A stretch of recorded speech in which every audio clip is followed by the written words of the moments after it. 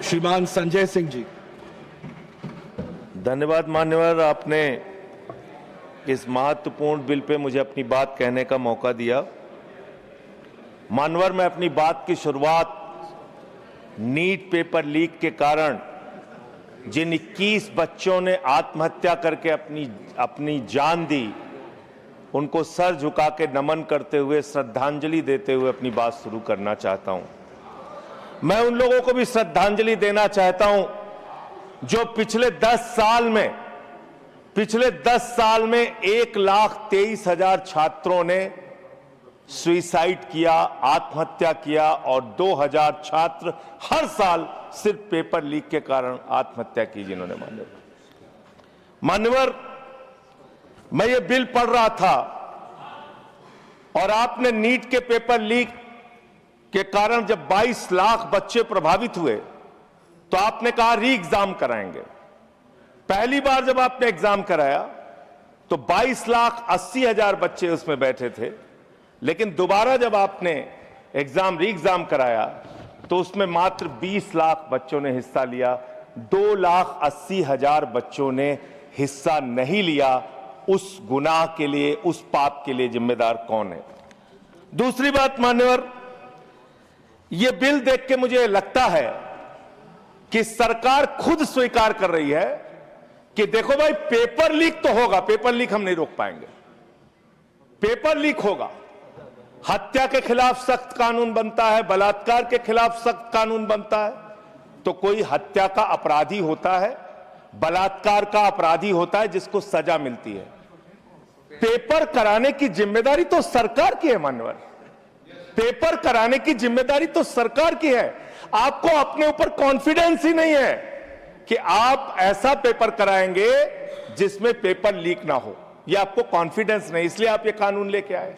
कानून में लिखा क्या है? इस कानून में आप लिख रहे हैं 2 महीने में इन्वेस्टिगेशन पूरी हो जाएगी, 3 महीने में ट्रायल खत्म हो जाएगा, 2 महीने में इन्वेस्टिगेशन पूरी हो जाएगी, 3 महीने में ट्रायल खत्म हो जाएगा। कितने कोर्ट हैं आपके पास? पूरे देश में कितने जजेस हैं आपके पास? फास्ट ट्रैक कोर्ट की असलियत मान्यवर पता है आपको? 2.5 lakh cases fast track court के अंदर पेंडिंग पड़े हुए हैं। यह आपकी हकीकत है। फास्ट ट्रैक कोर्ट की हालत यह है, एक लड़की एसिड विक्टिम, शाहीन नाम है उसका, 15 साल तक फास्ट ट्रैक कोर्ट में उसका मुकदमा चला और 15 साल के बाद सारे के सारे आरोपी बरी हो गए। क्या फास्ट ट्रैक कोर्ट की बात आप कर रहे हैं? गुमराह करने की बात आप करते हैं। मान्यवर, इनके राज में 1 लाख सरकारी स्कूल हिंदुस्तान में बंद हुए। 1,20,000 सरकारी स्कूल ऐसे हैं जिसमें एक टीचर है। 98,000 सरकारी स्कूल ऐसे हैं जिसमें बच्चियों के लिए टॉयलेट का इंतजाम नहीं है। 1,19,000 सरकारी स्कूल ऐसे हैं जिसमें बिजली का इंतजाम नहीं है। मान्यवर, यह सरकार शिक्षा के ऊपर मात्र 2% पैसा खर्च करती है, मिड डे मील में नमक रोटी खाने को देती है। इसलिए क्योंकि मोदी जी का नारा है अनपढ़ रहेगा इंडिया तभी तो अंधभक्त बनेगा इंडिया, अनपढ़ रहेगा इंडिया तभी तो अंधभक्त बनेगा इंडिया। मान्यवर, इस सरकार ने कोयला चुराया, गैस चुराया, बिजली चुराई, पानी चुराई, शिक्षा चुराया, स्कूल चुराया, अस्पताल चुराया, पेपर चुराया। हम लोगों ने सोचा अब क्या चुराएंगे? बोले हम चंदा भी चुराएंगे, राम का चंदा भी चुराएंगे। पेपर चोरी से लेके चंदा चोरी तक सारे चोरी के गुनाह में तुम लोग शामिल हो। मान्यवर,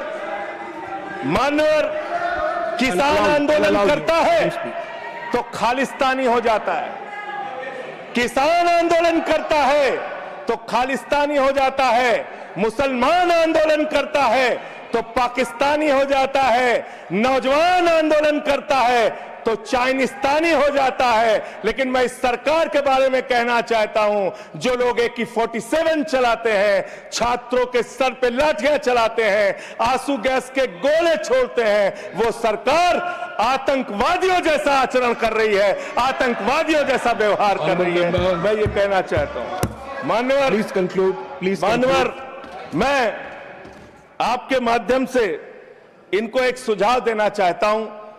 इनकी एक सांसद ने वहां पर गई हुई नौजवान, खत्म कर रहा हूं सर, सबको ऊपर आपने 1-2 मिनट मुझे भी दे दीजिए, टाइम खत्म हो रहा, बोलिए बोलिए सर, अभी तो 3 मिनट बाकी है सर, बोलिए सर। छात्र जो गए वहां आंदोलन करने, उनको बर्बरतापूर्वक मारा गया, लाठियों से पीटा गया सर, उनके सर फोड़ दिए गए, उनके ऊपर आंसू गैस के गोले छोड़े गए, वो चीखते रहे, चिल्लाते रहे, 500 छात्रों को घायल किया। और बिहार के अंदर इन लोगों ने AK-47 चलाया सर। वो आतंकवादी हैं हमारे छात्र, वो हमारे घरों के बच्चे आतंकवादी हैं सर, जिनके ऊपर आपने गोलियां चलाई। और तो और इनकी एक सांसद है मान्यवर, उन्होंने किसान आंदोलन में किसानों को गालियां दी, नौजवानों के आंदोलन में नौजवानों के लिए इतनी भद्दी टिप्पणी की मान्यवर, इस सदन के अंदर मैं कह नहीं सकता मान्यवर। हमारी बच्चियों को यह कहा गया, उनके चरित्र के ऊपर सवाल उठाया गया। मैं निवेदन करना चाहता हूं जेपी नड्डा जी से, समझाइए अपने उस सांसद को। अभी तो उसको एक थप्पड़ पड़ा, सिर्फ 5 उंगली के निशान पड़े थे। ऐसी बात करोगे, गटर जेनजी को गटर कहोगे, जेनजी को गटर करोगे, तो तुम्हारी सरकार को इस देश का नौजवान, इस देश का जेनजी पकड़ के गटर में डालने का काम करेगा। इसलिए तुम्हारी सरकार को मान्यवर, इसलिए मैं आपसे निवेदन करना चाहता हूं, नौजवानों को गटर जेनजी मत बोलो, तुम्हारी सरकार को उठा के वो गटर में डालने का काम करेंगे मान्यवर। इसमें ऐसे ऐसे प्रावधान आप लेके आए हैं। माननीय संजय जी, मैं बस खत्म कर रहा हूं। अकेले स्पीकर हैं आप? हाँ, अकेले हैं। अकेले। सर, मैं ये सोच रहा था कि ये सरकार ऐसा कानून लेके आए, अकेले रहेंगे तब भी तुम्हारे खिलाफ लड़ेंगे, याद रखना। माननीय संजय जी, अकेले रहेंगे तब भी तुम्हारे खिलाफ लड़ेंगे जी। ये दादागिरी कहीं और दिखाना। बैठ जाओ, चंदा चोरी करते हो तुम लोग। माननीय तरुण जी, माननीय Sanjay ji, address the chair, chair को एड्रेस करें, एड्रेस द चेयर। माननीय संजय जी, मैं खत्म कर रहा हूं सर। अरे नहीं, एड्रेस द चेयर। माननीय तरुण जी, पेपर चोर, प्लीज सर, मैं सोच रहा था संजय जी, अंतिम में एक बात माननीय तरुण जी, पेपर चोर, प्लीज, अकेला रहूंगा तो रहूंगा तुमसे, प्लीज, किसी गलत फहमी में मत संजय रहना। जी, किसी संजय जी, समय जा रहा है आपका, समय जा रहा है। हाँ, खत्म एड्रेस करिए सर, एड्रेस द चेयर। मान्यवर, मैं सोच रहा था कि आखिर ये सरकार ये पेपर चोरों के खिलाफ कार्रवाई क्यों नहीं करती।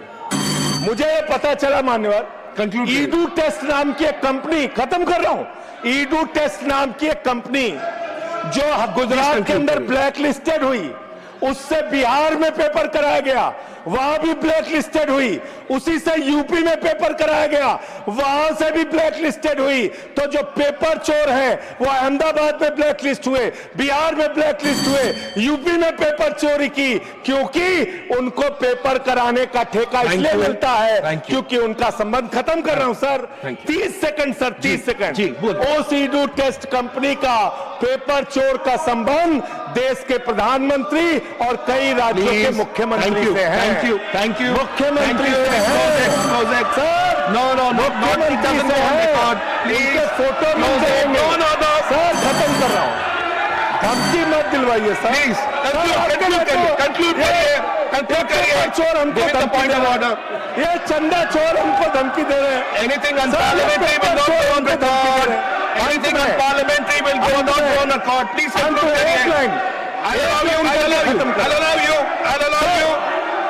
चंद्रशेखर जी के अंतिम लाइन कंक्लूड करिए। आप ही आ रहे हैं सर, हम कंक्लूड करिए। I'll have to put that on. I'll allow you. Conclude करिए। बिठाइए। कंक्लूड करिए। पेट में दर्द शुरू हो गया। संजय जी, मिर्गी के झटके आ रहे हैं सर, करिए, उनको समझाइए। कंक्लूड करिए प्लीज। मिर्गी के झटके आ रहे हैं सर, उनको समझाइए सर। मैं आपको समय दूंगा। I'll give you the time, please.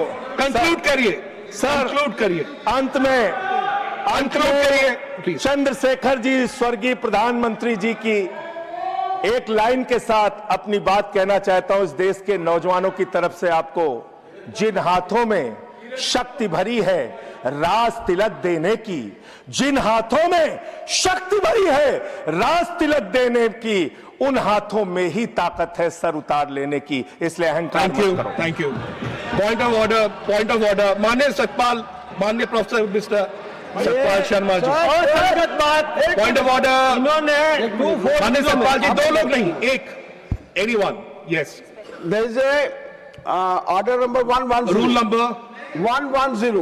110, scope of the audit. debate. Yeah. Okay. Anything unparliamentary will not go on record. We will examine. Point taken. Ruling Everything. made. Yes, It is not unparliamentary. देखिए, I made my ruling.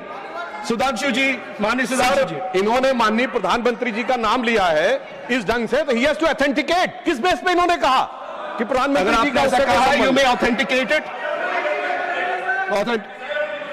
जी जी जी please chair से order कीजिए। जी जी, authenticate करिएगा। हाँ, मैं authenticate करूंगा। Sure. Thank you.